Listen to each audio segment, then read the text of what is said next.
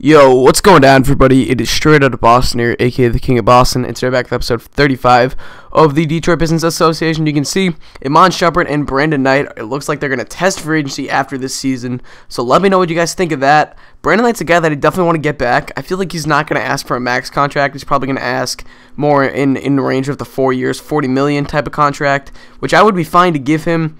The only thing is, and I'm going to bring up some cap ideas just right here, looking at the future a bit this video. I definitely want to re-sign Shabazz Muhammad when his contract expires. Now, he's going to be... The thing with him is he's under contract until Dwight Howard is. So at the point of Dwight Howard probably being about 34, 35 years old, probably not looking for a max contract at that point. We could possibly keep him and Muhammad and still have Melo for the last year of his deal or whatever. I'm thinking in terms of, let's just assume this association goes 37 years or something like that. Because I'd like to think that way. I'd like to think realistically and not just, say, all right, we're going to do 4 seasons and, I don't have to worry about anything past that or something like that. So, anyway, that's a little bit interesting to think about there. I feel like I want to re-sign Knight. Shumpert, I know I don't want to re-sign because I want to move Shabazz Muhammad into a starter after this season, if not, in the middle of the season. As this game, you're going to realize Dwight Howard was actually out, so we're running a very small lineup. Carmelo Anthony's playing the 4. I have Muhammad playing the 3, and Shumpert playing the 2. Now, Muhammad playing the 3 is something interesting because I think he's actually a small forward in real life. I don't think he's going to play shooting guard in the NBA. He reminds me a lot of Paul Pierce, that he's just too slow. He just can't guard shooting guards. He can't guard the quick, athletic guys like D Wade or them. He's gonna have to play small forward if he wants to make it in the NBA. Even though he's a little bit undersized for that. Paul Pierce made it. Darrell Wright's a 6'6" shooting guard, I believe. It's not like 6'6". 6'6" small forward. It's not like 6'6" small forwards don't exist. So I think Muhammad will make it like that. But anyway, so running Muhammad at the 3 spot is not something that I'm totally against. And going with the small lineup does create some mismatches, especially with Carmelo Anthony. Now, Thomas Robinson is definitely going to have to make up for some of the lack of rebounding we lose. But anyway, you'll notice that we're going up against the 17-6 Kings. This is a very good Kings team, which does have Nicholas Batum and Harrison Barnes, guys we traded to them in the offseason. And I think they also have James McAdoo and maybe Julius Randle. So, very good young team. And they're definitely a team that we might be seeing in the finals, quite frankly. That'd be interesting. But anyway, so like I said earlier, let me know what you think I should do with Iman Shumpert and Brandon Knight. Do you think I should explore trade options for them? Do you think I should just kind of hold on to them? Or, what do you think I should do? I think that I'd rather hold on to Brandon Knight and just see what happens, and maybe we sign a point guard. Maybe we sign a superstar point guard and kind of complete our big 3 or something like that. Or maybe, I don't know what we'll do, but I think that we should definitely keep Knight for the season. This is just my opinion. I want to know what you guys think of it, obviously, but I think we should definitely keep Knight. He's definitely a huge contributor to this team. Iman Shumpert, on the other hand, I think we should look for trade options for him. I don't think he's that big of a loss if we lose him, especially if we acquire maybe a pick.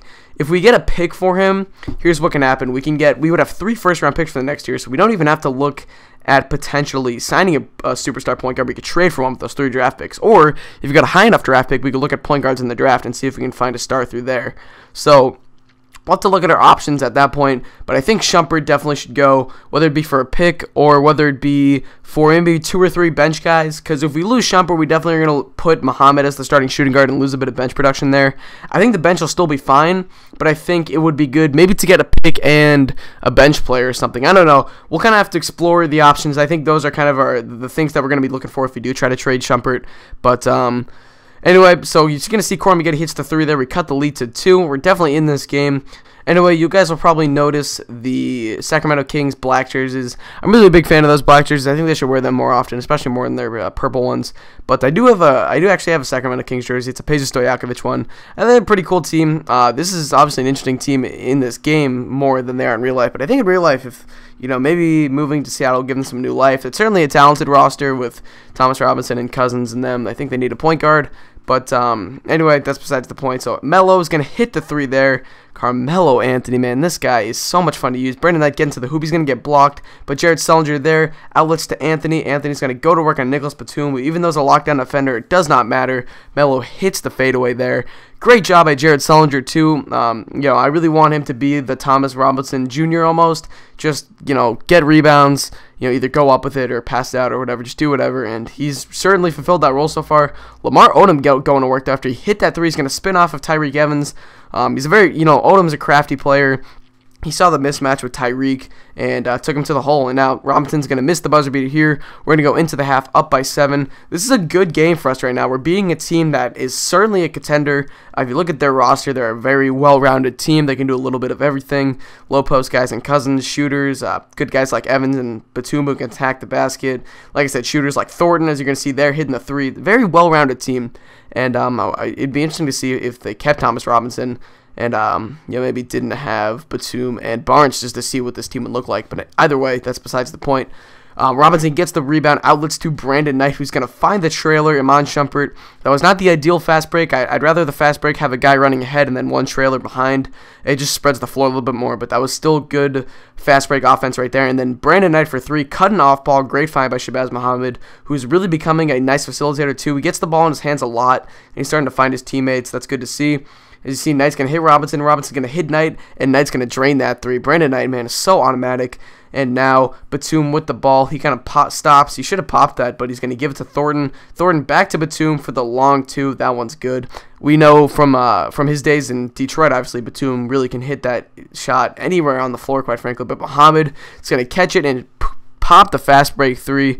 That was really good to see. Muhammad had a nice all-around game. I think at this point in the game, yeah, you can see his stat line there, 8.6 rebounds, 5 assists. So a very well-rounded game, doing a little bit of everything. That's what I need to see from Muhammad. I don't need him to be a scorer. He's my second or third scoring option at this point. I'd rather him do a little bit more than that.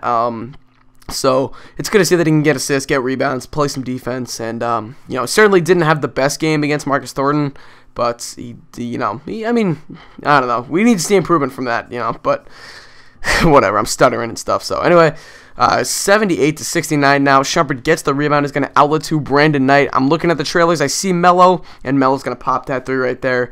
I really should have gone to Melo more in this game. He did have a lot of points, but he had Julius Randle and a couple other power forwards on him for a lot of the game. I think I should have attacked that more. But James McAdoo is going to put the layup in. A nice lucky play there after Marion tipped that pass.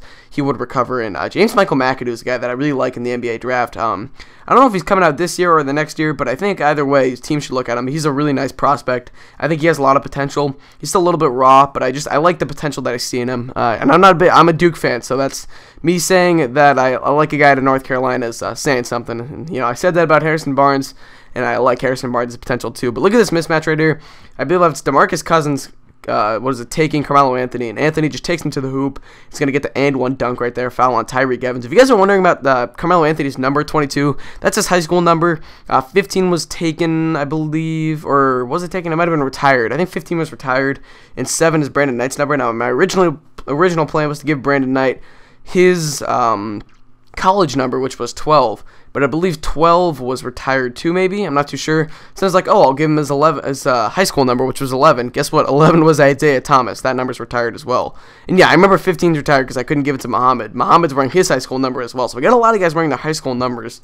And Sullinger is wearing his high school number too because 7 was taken by Brandon Knight, and his college number 0 was taken by Thomas Robinson. So anyway, a lot of different number changes going on, but that's kind of the reasoning behind everyone's numbers. Shumpert's number is random. Marion I changed from because he couldn't have 0 because Robinson has it, so I changed him to 31, which is what he was on Phoenix. Odom is 6, that's completely random, and Maggette is 50, that's what he is in real life. So anyway, that's pretty much a basis for all the numbers. If you guys have any questions on those, let me know. I can probably answer them in the comments. And look at that. Marcus Thornton hits the mid-range there. He has 41 points, but Anthony's going to find Muhammad. Muhammad's going to get blocked by Nicholas Batum. We know Batum can do that. He's very versatile. He's going to hit the floater, and they cut the lead to 5. So we had a big lead for a while, kind of a 10-point lead. They've cut it now. Thornton to the lane. He's going to get the and 1 and a chance to cut it to 4. So the Kings are looking to make a comeback here, but we would hit our free throws. 115-109. Thornton's going to pull up. He's going to miss this, and even though Evans would get the rebound, he would put it up and miss. Robinson's going to get the board. He's going to outlet to Anthony, and Anthony's going to ice this game with a dunk. We're going to end up winning 117-109. Very good win for the Pistons. This team is tearing it up. Both, in-game and in simulation. That's one of the reasons why I really wanted to change up this team is because in the simulation, I felt like we weren't doing as well as I wanted to in the team. Even though it was a young team, Monroe, Batum, and Knight were kind of peaked, they kind of maxed out. And Muhammad was really our only piece left that was still growing.